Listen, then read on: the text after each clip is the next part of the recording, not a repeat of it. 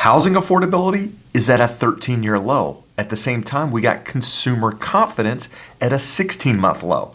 On top of that, we got the Fed coming out and saying a soft landing is going to be very challenging. Why? Because at the same time, they're saying that we need to accept higher inflation risk to combat inflation. On top of that, you got Moody's chief economist saying that a housing correction is coming. So what does all of this mean for California housing, for California real estate? Well, in today's video, we're going to take a look at the most recent data. But we're not just going to look at the data, we're going to talk about it in some detail. Because quite frankly, some of this data, when looking at it, doesn't tell the real story. Why? Because it's lagging. It's a shifting market, and sometimes the data that they're putting out there, the headlines that you're reading, doesn't actually reflect what's happening with boots on the ground. So in today's video, I want to dive into these numbers. We're going to talk about everything from home sales to price drops, on top of supply, days on the market. What does all of this mean? And in addition to that, we're going to talk about Orange County real estate at the end of the video. So if you're local to my market, I'm going to give you a little bit more information of what's happening here so that you can make an informed decision as a buyer or seller in today's housing market. Now, before we do all of this, I want to take a minute and ask a favor. If you find any value in today's video at all, hit that thumbs up. It helps the YouTube algorithms, it helps them share the video, and it helps me accomplish my goal of trying to help buyers and sellers navigate this crazy real estate market. So as I mentioned a moment ago, we're going to take a look at the most recent data. This data is from Redfin. Now understand, the data that we're going to be talking about is a couple of months old to some extent. Now this data came out in May. It doesn't accurately reflect what was happening in May and June because these properties went under contract sometime in February, March. They closed in April and May. So the market was different. As many of you know, back then interest rates were lower, inventory hadn't built quite as much as where it sits today. We still had pretty good buyer demand out there. It was a crazy market during that time. And so a lot of those homes went under contract in a different market. And so the numbers that we're going to take a look at today are going to be a little bit different than what's actually happening or what I'm feeling as a real estate agent with boots on the ground. And we're going to walk through what that means. So as you can see from this first chart, it's showing the median sales price at $844,000. It's still showing a 10.7% increase year over year. Now, for many of you that don't understand how this data works year over year, it's a 12-month. It's looking at where prices are today versus a year ago. But please understand, that doesn't mean that prices are increasing 10% from, just a couple of months ago. It's from last year. And we saw the market remain pretty strong through the first quarter of 2022. Since then, things have changed. Interest rates have gone up, supply has built, demand has slowed, and therefore the housing market has changed a little bit, right? Prices aren't increasing at those levels anymore, but the headlines that come out show year over year gains. So please understand, as a buyer, you shouldn't really pay attention to what house prices are doing year over year because it doesn't accurately reflect what the market's doing. At the same time, we're seeing the number of homes sold actually decrease by just over 12%. From a year ago. Now, this is probably a more accurate reflection of what's happening in the housing market. There's less sales happening, less people closing and buying on property. Why? Because affordability, as we mentioned at the beginning of the video, a 13-year low. So less buyers can actually qualify to buy these properties, not only because they've increased in price, but because we've seen interest rates rise so dramatically. So there's less people that can actually afford to purchase these properties. Therefore, there's less sales happening. Now, this chart here shows that we actually seen the number of homes for sale decrease by just over 4%. Now, I find this one a little bit hard to believe because, inventory has definitely picked up in most markets. In my market, which we'll talk about a little bit later in this video, we're back to 2020 levels. So we've seen inventory actually go the other direction, but this is taking California as a whole, this data, and it's showing there's 4% less properties than there were a year ago. Now, as I mentioned, I don't know that that's accurate. But what I will tell you as a buyer out there are definitely more properties on the market. Sellers, you definitely have a little bit more competition. As I mentioned again at the beginning of the video, the problem I have with this data in a market that's moving sideways and in some cases declining a little bit with regards to activity and prices being stagnant and not really increasing. When you have lagging data, it's really hard to figure out what's actually happening in the market. In an appreciating market where things are moving very, very quickly, it's a little bit easier to go back and look at what a home did 30 days ago and figure out maybe the direction that we're headed. In a declining market, it's a little bit more difficult. Not only that, but you're in a time of the market where seasonality is starting to play, right? We're in summer. Now, when I talk about the summer being a slower time, I have people comment on my video saying, Jeb, you're an idiot. The summer is the hot time. No, the summer gets the credit for what happened 30, 60 days ago. The homes are closing in the summer, but they're not going into escrow in the summer. They're going into escrow, and again, it's sometime in March, potentially April, and May, and they're closing now. So the summer gets the credit for the sales, but that happened months ago. So the slowing that we're starting to see now with boots on the ground, me actually out there selling real estate, is what's happening at the moment. But we're not going to see that data on paper for a couple of months. So just understand when looking at some of this data, it's lagging, and it's lagging in the sense of what's actually happening in the market. So when you're seeing some of these adjustments either up or down, you kind of have to take it with a grain of salt. One thing we do know for sure, our homes are sitting on the market a little bit longer. Now, this chart shows that homes are sitting on the market about 18 days, and that's down 3 days from a year ago where we were sitting around 15 days on the market. This is another chart that I feel like doesn't accurately portray what's happening in the market. Here in my market, the average days on market is about 54 days on market. And Orange County is one of the hottest markets in California. So homes are definitely sitting on the market a little bit longer. Why?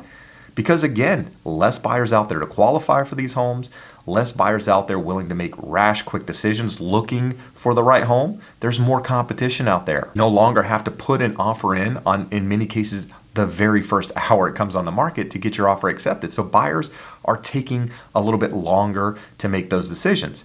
At the same time, many sellers out there have overpriced their homes to start with because they don't realize how quickly the market has changed or shifted, and therefore they're in a different mindset. So it's taking a little bit longer for them to adjust accordingly to where a buyer feels like that's the accurate value for a property. So days on the market are increasing. But I've just mentioned a moment ago how sellers are overpricing, and that's why you're seeing 26% of homes out there at the moment have some sort of price drop. Now, you might be looking at that going, that's just the beginning. Look at the huge declines in the market.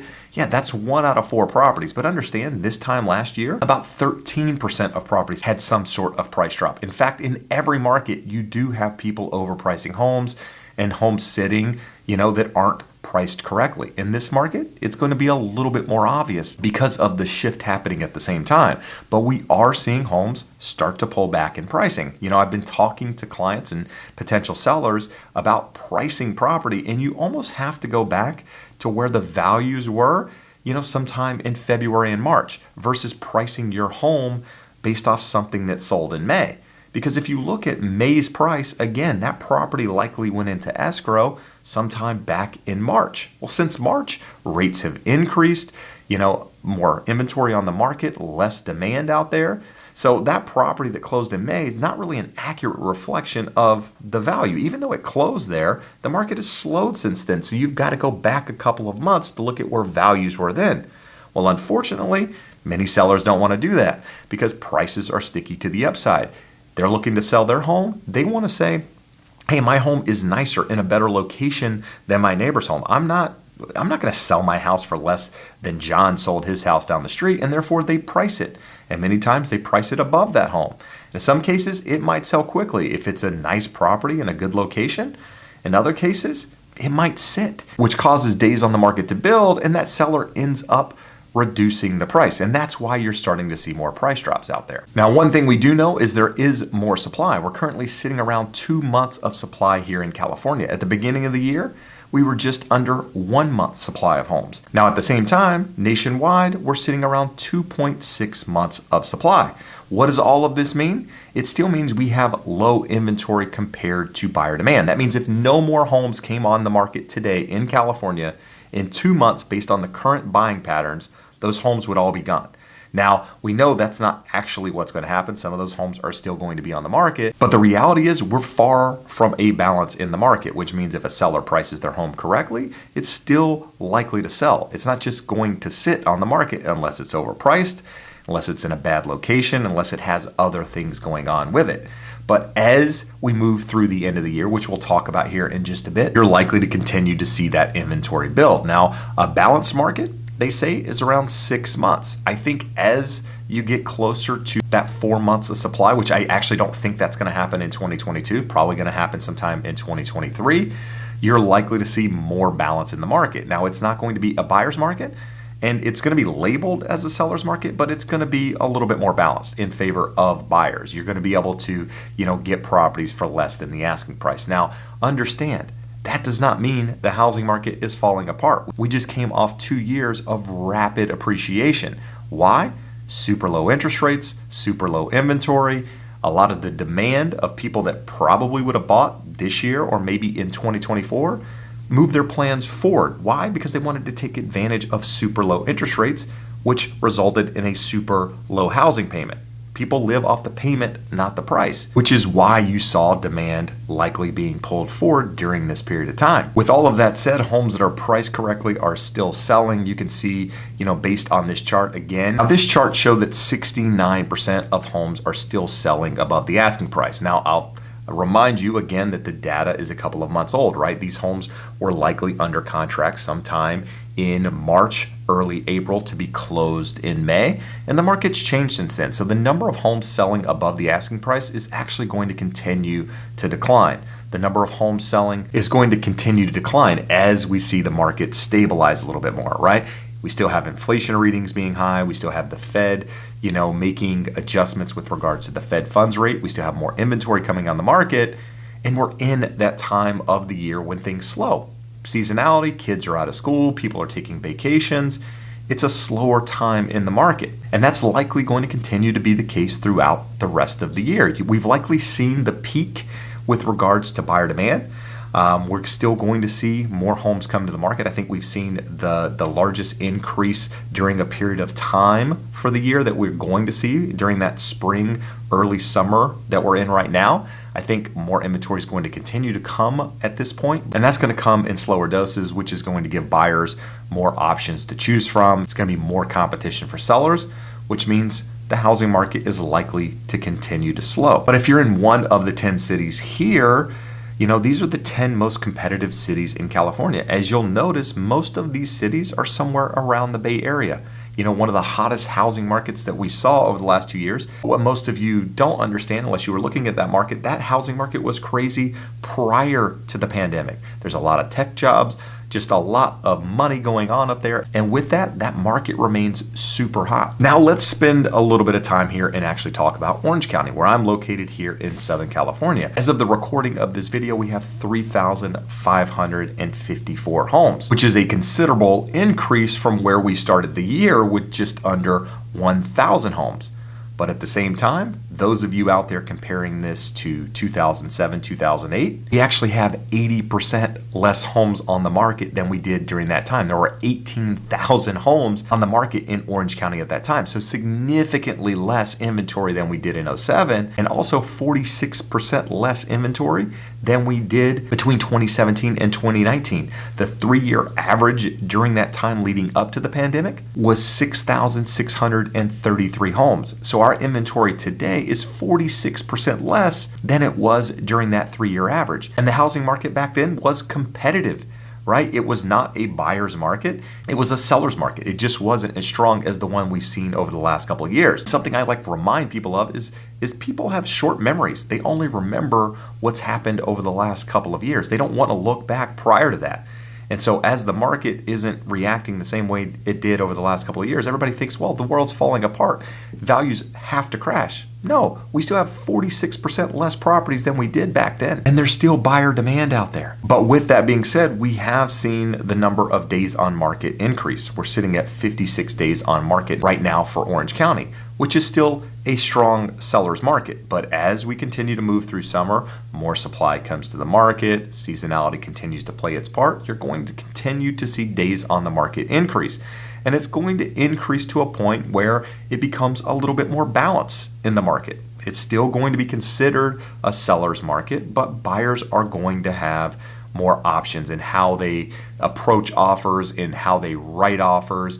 Sellers are going to be more willing to work with you. You're going to be able to ask for things and actually get them, right? Sellers are going to have to negotiate, and this is going to be a really good thing for buyers. With all of this said, just understand the market is continuing to shift. It's continuing to change, but that still does not mean that as a buyer, you're going to be able to go in and get, a huge discount on a property. It's not that market. It's not going to be that market. Prices are going to continue to move sideways, and some markets are going to be, moved down.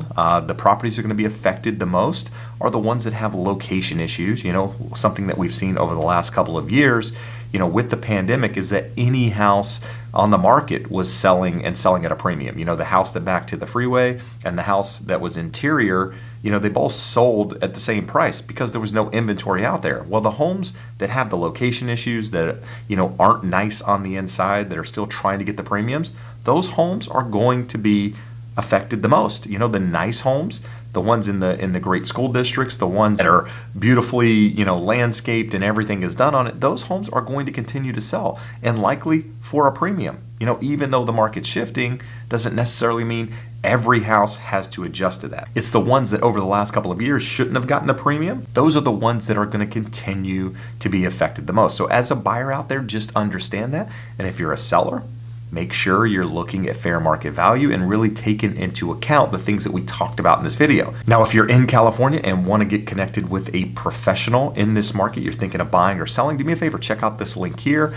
Happy to refer you to an expert that I know personally that can guide you through that process. But if you're still watching this, wondering, my thoughts on the housing market, what's going to happen, do me a favor, check out this video here. I dive into it in more detail. But for now, I appreciate you taking the time to watch. I appreciate your support. Hope to see you again soon. Have a great day. Bye-bye.